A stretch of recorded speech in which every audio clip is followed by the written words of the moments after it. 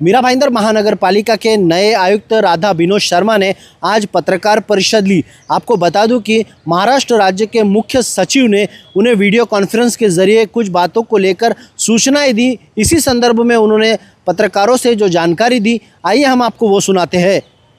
आज सकाळी 10:15 वाजता आपल्या ऑनरेबल CS मॅडमने एक VC घेतलं होते। त्या VCमध्ये सगळे कलेक्टर आणि कमिशनर म्हणजे डिव्हिजनल कमिशनर आणि कमिशनर ऑफ महानगरपालिका, पालिका, CO, JP सगळे होते। त्यामध्ये 3 विषय होते। एक जे आहे समाज कल्याणचे विषय होते आणि दुसरा आहे जल जीवन मिशनचे होते आणि दुसरा आरोग्याचे विषय। जे काही इन्स्ट्रक्शन CS मॅडमने आम्हाला आणि प्रधान सचिव पण होते, हे आरोग्याचं समाज कल्याणचे पण प्रधान सचिव होते, जल जीवनचे पण होते। जे काय आपला सीनियर वरिष्ठ अधिकारी IAS ऑफिसर, प्रधान सचिव आणि चीफ सेक्रेटरीने जे डायरेक्शन आम्हाला दिलेले आहे, मी त्यास VCs नंतर सगळे HODची आढावा बैठक घेऊन मी डायरेक्शन दिलेले आहे की ह्यामध्ये आपण काय कामं आपला म्युनिसिपल कॉर्पोरेशन करावं लागेल आणि कसा करावं लागेल। मी ह्यामध्ये एक उदाहरण म्हणून सांगतो की आपल्याकडे किती अपंग आहे ह्याचं एक सर्वे करण्यासाठी आपण प्रयत्न करणार आणि अपंगाची अनुकंपा केसेस किती आहे ते आपण माहिती काढून लवकरात लवकर त्यांच्या म्हणजे जे काही पदामध्ये भरती होणार त्याचं ताबडतोब कारवाई करा म्हणून मी पिंपले मॅडमला सांगितले। ते एस्टॅब्लिशमेंटची उपायुक्त आहेत त्याने सांगितलेले आहे। आणि आपल्या जिथे काहीतरी हेरिटेज आहे म्हणजे मान लो की घोडबंदर किल्ला आहे, जिथे आपण काही आपल्या जे हिस्टॉरिकल जागा आहे त्यामध्ये आपण हेरिटेज वॉक करू। नंतर आपण आपल्या Mira Bhayandar garden of city of garden म्हणून आपण ह्यांचं नाव प्रतिमा आहे, त्यामुळे आपण सगळे गार्डनची एक यादी तयार करून आपण गार्डनला वॉक करण्याची एव्हरी मॉर्निंग त्याचा आपण एक पूर्ण प्लॅन करणार, व्यवस्थित प्लॅन करणार। केल्यानंतर आपण 2 गार्डनला उद्या जाऊ, नंतर मान लो 2 दिवसानंतर 2 गार्डनला जाऊ। आणि गार्डनला फक्त जायची हे आपला हेतू नाही आहे, उद्देश नाही आहे। गार्डनला जाऊन काय आहे, काय अजून इम्प्रूव्हमेंट करता येईल ते त्याचं पण आपण करणार आहे। आरोग्याचे विषय पण मी सगळ्यांनी सांगितलेले, मॅडमने आपला इन्स्ट्रक्शन दिलं होते की आयडेंटिफाय करा की आपण एम्पॅनलमेंट हॉस्पिटल करू शकतो का, काय आहे जे काही मॅडमने आरोग्याबाबत पण सांगितलेले आहे तो पण आपण त्यांचं प्रॉपर प्लॅनिंग करून। आणि मी 2-3 दिवसाचे अगोदर आपला माझी वसुंधराची प्रोग्राम होते, त्यामध्ये मी सगळ्यांना भाषण देताना सांगितले होते की आपला मीरा भाईंदरमध्ये हर घर नर्सरी म्हणजे एक पिशवी तुम्ही घ्यायच्या, त्यामध्ये माती टाकायचे। तुम्ही ऑरेंज घेतला त्यांचं बीज तिथेच टाकायचं, तुम्ही मँगो घेतला त्यांचं बीज तिथेच टाकायचं आणि मानो की तुम्ही 100 बीज टाकले त्यापैकी 2 पण उगला ते तुम्ही एक गार्डनला टाकता येईल। म्हणजे तुम्ही नर्सरीतून रोपं या झाड खरेदीची आवश्यकता पण नाही होणार।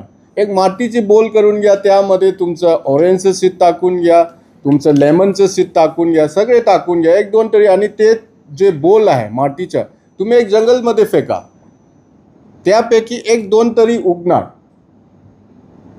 तो घरोघरी नर्सरी तयार करायचे।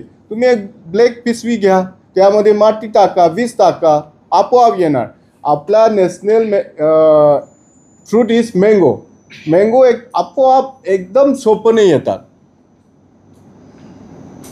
कुठेतरी तुम्ही नॉर्थ ईस्टला गेला, तुम्ही जम्मू अँड काश्मीरला गेला, केरळला गेला, तुम्ही महाराष्ट्र, गुजरात कुठे जाऊ, mango is very easy to be grown. माती मिळाला, पाणी मिळाला, येतात। तो असा आपण आपला शासनचे आज डायरेक्शन होते की हर घर संविधान म्हणजे आपला जे प्रिएम्बल आहे त्यांचं तो मी ऑलरेडी सांगितलेले आहे की आपला सगळे ऑफिसला HOD का चेंबर तरी preamble of the constitution should be there. तसा आपला ऑनरेबल प्रेसिडेंट आणि प्राईम मिनिस्टरची फोटो नेहमीच ठेवतो, तसाच मी सांगितलेले आहे की प्रिएम्बल ठेवा। आपण कार्यक्रम करताना आपण ये रोपं देतो स्वागतमध्ये, रोपं सोबत ते प्रिएम्बलची एक आपण फ्रेम तयार करायची त्या द्यायची. स्कूलमध्ये आपला तयारी करून किती स्टुडंट आहे ते आयडेंटिफाय करून ते प्लॅनिंग करावं लागेल. परंतु सगळे आयडेंटिफाय करून आपण स्टुडंटला आपण जे संविधानची प्रेम्बल आहे ते वाटप करता येईल का ते पण आपण पाहणार.